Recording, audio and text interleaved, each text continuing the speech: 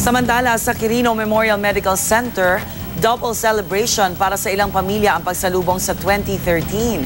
Kasabay po kasi ng pagpasok ng bagong taon, ang pagsilang ng kanilang mga sanggol. Narito ang report ni Mav Gonzalez.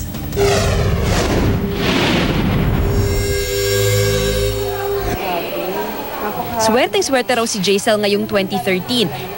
Eksaktong hating gabi kasi, ipinanganak ang una niyang baby sa Quirino Memorial Medical Center. Masaya po.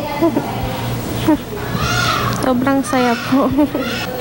Sana po lumaki po siyang good girl. Mag-aalas 11 naman kagabi, isinugod din sa QMMC ang isang babaeng napaanak na sa loob ng taxi. Inabutan naman naming nanganganak si Jeremy Alam habang nagpuputukan na sa labas. Isang healthy baby girl ang regalo sa kanya ngayong New Year. Si Mommy Joa naman, baby boy ang iuuwi.